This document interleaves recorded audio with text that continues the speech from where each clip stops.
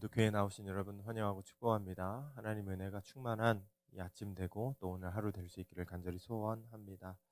아버지와 화해했던 압살롬이 이제 1절에서 반역을 꾀하는 장면이 이제 나오는 거죠. 15장 1절에서 군대를 조직을 했습니다. 그리고 민심을 자기에게로 돌리고 있었죠. 억울한 일 당한 사람이 있으면 자기가 먼저 나서서 그 억울한 일 당한 사람을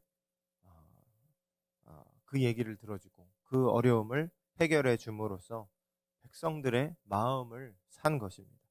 그렇게 차곡차곡 준비한 겁니다. 만 4년이 지났을 때에 압살롬은 헤브론에 가서 스스로 왕이 되어 왕을 선포했습니다. 왕이 되어서 다윗의 대적이 되었다라는 것이죠. 다윗은 도망할 수밖에 없었습니다. 그리고 오늘 24절에서는 이제 그 자세한 도망의 이야기가 나오는 것인데 몇 가지 질문이 듭니다. 뭐냐 하면은 왜 다윗은 압살롬의 하는 일을 바라만 봤을까 하는 것이죠.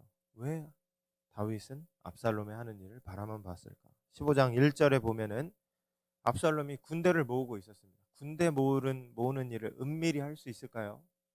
쉽지 않았을 겁니다. 병거와 말들을 준비했다 그랬습니다. 호위병 50명을 자기를 위해서 세웠다 그랬습니다. 압살롬이 가는 곳에서는 50명의 호위병들이 나타난 거죠. 이 일이 다윗에게 보고가 되었을 텐데 다윗은 왜 아무 말이 없었을까? 왜 보고만 있었을까? 또 압살롬이 사람들 앞에 출입을 하면서 재판관 노릇을 할 때에 다윗은 왜 보고만 있었을까요?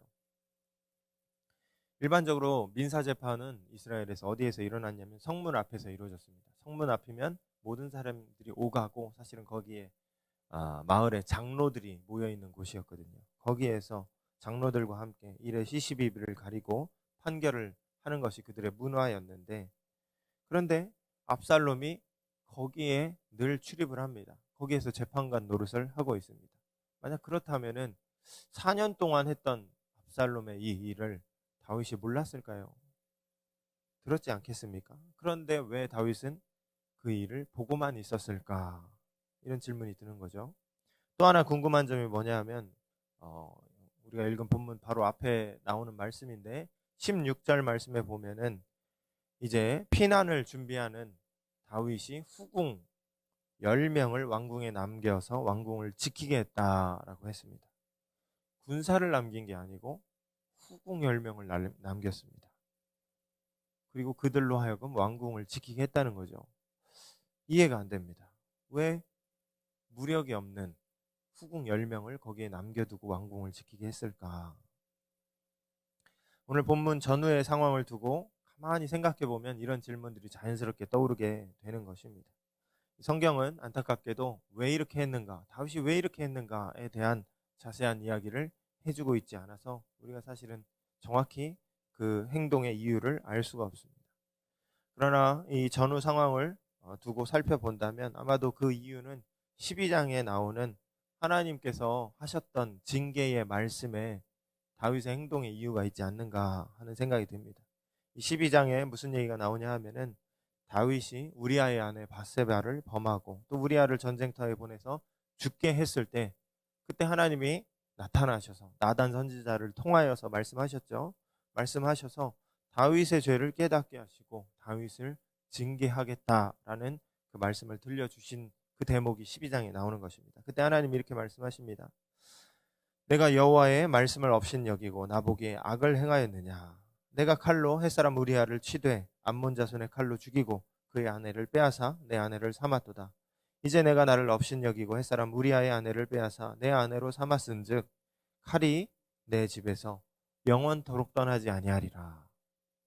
그렇게 하셨고 여호와께서 또 이와 같이 이르시기를 보라 내가 너와 내 집에서 재앙을 일으키고 내가 네 눈 앞에서 네 아내를 빼앗아 내 이웃들에게 주리니 그 사람들이 네 아내들과 더불어 백주에 동침하리라.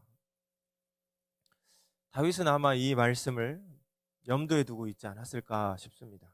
자신이 벌린 일로 말미암아 하나님은 다윗에게 징계의 말씀을 내리셨고 그때로부터 다윗은 그 말씀을 마음에 두고 살 수밖에 없었던 것이죠.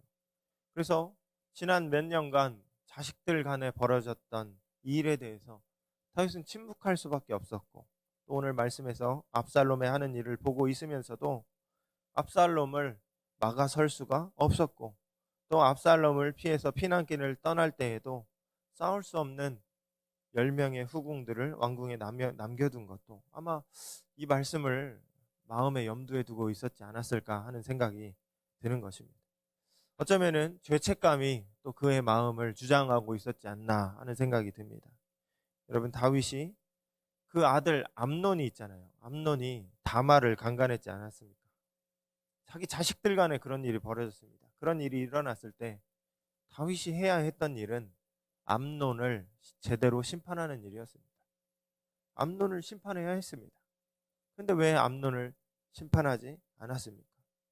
왜 압살롬이 또 다른 자식이 그 암논을 죽였을 때 살인을 한 거지 않습니까? 형제간에 지금 칼부림이 일어난 겁니다. 그런데 왜 압살롬의 죄를 묻지 않았는가? 다윗의 양심이, 다윗의 죄책감이 그 일을 할 수 없게 만드는 것이죠. 왜 그랬습니까? 실은 자신도 똑같은 일을 범했거든요. 남편이 있는 아내를 범했고, 또 그 범죄 사실을 숨기기 위해서 그 남편을 은밀히 죽여버렸던, 지금 자녀들 사이에 벌어진 일과 똑같은 일을 자신이 사실은 행했기 때문에, 저질렀기 때문에, 그랬기 때문에 암논을 정죄할 수 없었고 압살롬을 심판할 수 없었던 것이 아니겠는가 하는 것입니다. 정확한 이유는 우리가 알 수 없지만 짐작컨대 다윗은 어쨌든 하나님의 심판을 달게 받기로 작정한 것 같습니다. 이 모든 원흉의 원인이 자신의 범죄 때문이라는 사실을 누구보다 잘 알고 있는 다윗이기 때문에 차근차근 이 아들이 반역을 꾀하게 해서 단계를 밟아가면서 준비하고 있는데 이것을 보고도 못 본 척하고, 아들이 반역을 꾀했을 때에도 그와 맞서기보다는 도망하는 것을 선택했다라는 것이죠. 오늘 본문에서 다윗은 피난하고 있습니다. 오늘 다윗의 모습 속에서 저는 두 가지를 생각해 봤습니다. 먼저는 다윗이 하나님의 언약궤를 거기에 두고 나왔다라는 것이죠. 하나님의 언약궤를 다윗은 대동하지 않았습니다. 여러분, 이스라엘 사람들은 전쟁 시에 꼭 하나님의 언약궤를 대동했습니다. 출애굽 때로부터 하나님의 언약궤가 늘 진 앞에 서 있었고, 진 앞에 서 있었을 때 이스라엘은 승리할 수 있었습니다. 그 전통이 이스라엘에게 남아서 왕정이 시작된 이후에도 계속해서 전쟁을 할 때, 특별한 일들이 있었을 때 언약궤를 앞장 세웠습니다. 사울도 그랬고 다윗도 언약궤를 대동했다라는 본문을 사무엘서를 통해서 우리가 살펴볼 수가 있는 것인데, 오늘 다윗은 사독과 아비아달이 언약궤를 가지고 나오려고 할 때 그것을 만류합니다. 그리고 이렇게 말하죠. 25절 26절에 보면 하나님께 내가 은혜를 입으면 하나님께서 내 길을 인도하실 것이요, 그렇지 않으면 그렇지 않은 대로 또 나를 인도하실 것이다. 하나님 선하신 대로 행하실 것이라는 거죠. 그러니 법궤를 원위치 시켜 놔라 라는 거였습니다. 여러분, 이게 무슨 뜻이겠습니까? 하나님 앞에 다윗이 겸비해지고 있는, 겸비한 모습을 나타내 보여주고 있는 대목이라는 것이죠. 여러분, 이 일은, 지금 다윗이 당하고 있는 일은 하나님이 내리신 심판입니다. 그러면 법궤를 끄집어내서 가지고 와도 달라지는 게 없는 겁니다. 법궤를 통해서 이 일을 바꾸려고 하지 않는 것이죠. 법궤를 대동하려고 노력하지 않고 하나님의 손에 자신의 운명을, 자신의 생명을 맡기고 있는 것입니다. 그전에는 법궤를 가지고 와서 하나님을 내 뜻대로 좌지우지해서 전쟁을 이기게도 하고 싶고 이렇게 하려고 했던 모습이었다면, 이제는 하나님의 위엄 앞에, 하나님의 어미하신 그 뜻 앞에 자신을 낮추고 하나님을 하나님으로, 또 자신은 종의 위치로 내려간 모습을 오늘 본문에서 우리는 발견하게 된다라는 것입니다.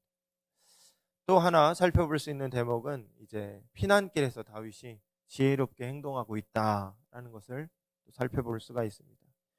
여러분, 다윗은 피난하면서 적군의 이 압살롬의 동태를 살펴보기 위해서 그곳에 제사장 사독과 아비아달을 두고 또 전략가였던 후세를 거기에 남겨두는 이야기를 우리가 본문에서 살펴볼 수가 있죠. 압살롬 편에는 모략이 뛰어났던 아히도벨이라는 사람이 있었습니다. 책사입니다. 책사.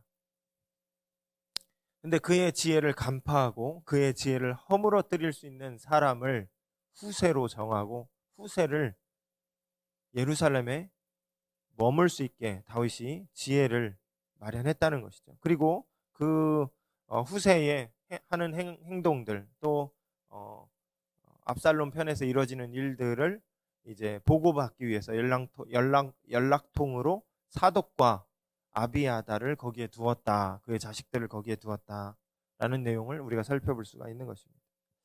여러분, 호랑이 굴에 들어가도 정신만 잘 차리면 산다라는 그런 우리 속담이 있지 않습니까? 이와 같이 다윗은 지금 굉장히 어려운 순간을 맞이했습니다. 체력도 없는 이제 노년의 때인데 그 위기의 순간에도 정신을 잘 차리고 자기의 죄로 말미암아 발생한 일들이지만 이 일을 극복하기 위해서 지혜롭게 문제를 해결해 나아가려고 하는 모습을 오늘 본문에서 우리가 살펴볼 수 있다라는 것이죠.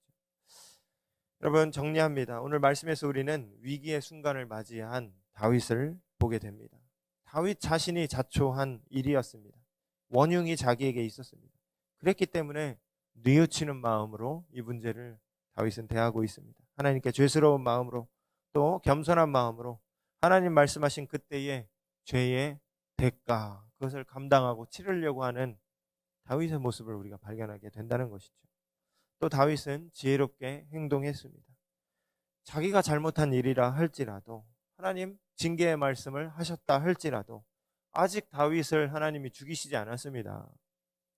여전히 살려두고 계십니다. 이 얘기는 뭘까요? 다윗에게 여전히 기회가 있다라는 것입니다. 다윗에게 여전히 기회가 있다는 것이죠. 그러니 포기하지 않는 것입니다. 다윗은 지혜롭게 문제를 해결해 가고 있었다라는 것을 오늘 본문을 통해서 우리가 살펴볼 수 있는 것이죠. 그러니 여러분, 우리도 그렇게 살아갈 수 있기를 바랍니다. 첫 번째 말씀드린 바와 같이 늘 하나님 앞에 겸손하고 겸비할 수 있는 그 마음 가질 수 있는 저와 여러분 되길 바랍니다. 우리가 죄 가운데 거한다 할지라도 죄는 나쁜 겁니다. 죄를 지면은 안 됩니다. 죄가 하나님의 마음을 거스르고 아프게 하는 일이고 또 죄책이 무겁기 때문에 죄를 가벼이 여기서는 안 되는 것이지만, 그러나 우리가 그 가운데 있다 할지라도 하나님은 우리를 사랑하시고 우리의 일로 말미암아 발생한 그 결과라 할지라도 거기에서 또 길을 내시는 분이시다라는 것이죠. 하나님이 길을 내십니다. 그러니 여러분, 우리의 마음을 바로하고 그 어떤 구렁텅이에 있다 할지라도 주님 앞에 서 있다라는 코람데오의 그 마음을 잊지 않고 다시 일어나면 되는 것이죠. 다시 일어나고 지혜롭게 거기서부터 다시 시작을 하면 되는 것입니다. 어떤 상황 가운데서도 포기하지 마시고 하나님을 의지하며 지혜롭게 행동하며 살 수 있는 저와 여러분 될 수 있기를 바랍니다. 하나님의 은혜가 늘 저와 여러분 가운데 함께 하시기를 축원합니다. 기도하겠습니다.